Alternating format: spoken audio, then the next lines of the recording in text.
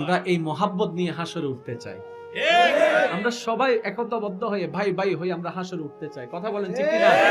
পাটাপাটি আর কয়দিন, বাঁচবো আর কয়দিন, সবাই তো দুনিয়ার মেহমান।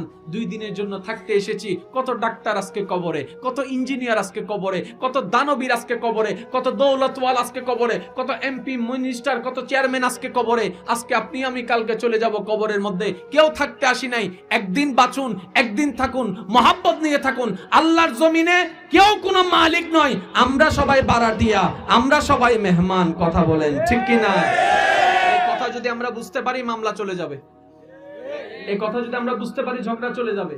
মনে রাখবেন, এখানে একটা হাদিস শরীফ। মনে করেন আপনার ভাই আপনার জায়গার মধ্যে দেওয়াল তুলতে গিয়ে আপনার জায়গার মধ্যে একটু বাঁকা, বুঝেন না মনে হয়, কিঞ্চিত কি তারে তুই আমার জায়গার মধ্যে ঢুকছ, চরি একটুখানি। আমি কই বাং, সে কই বানাইলে সে একটুখানির জন্য কি আর করতে হবে, তুই লেলেছি তো কিছু করার নাই। এখন দিছে মামলা, দেওয়াল ওই অর্ধেক, 10 বছর আগে অর্ধেক, এখনো অর্ধেক আছে না এরকম আছে। এখন কোন ইকোনমিক্সের যারা ছাত্র আছেন, ব্যবসা যারা করেন, আপনারা তো আমার সাথে ভালো বুঝেন।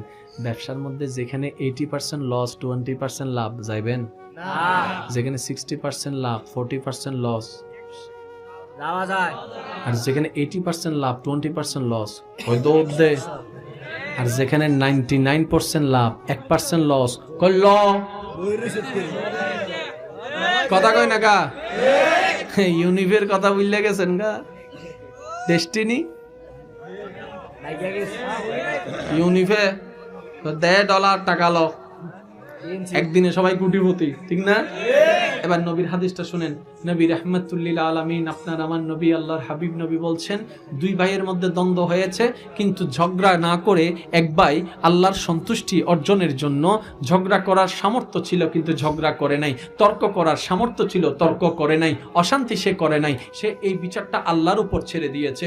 রব্বে করিম, তোমার বান্দা আমার ভাই নয়, তোমার বান্দা আমার জায়গা দখল করেছে, বিচারটা তোমার দরবারের মধ্যে সমীপে দিলাম।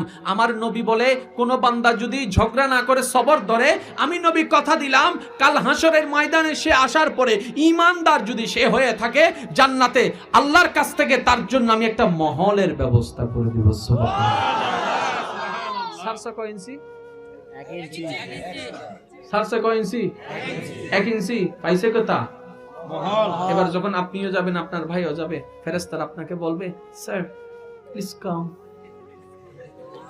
আপনার ভাই আপনারে কইব, কি ধরে কই যাস, কইটা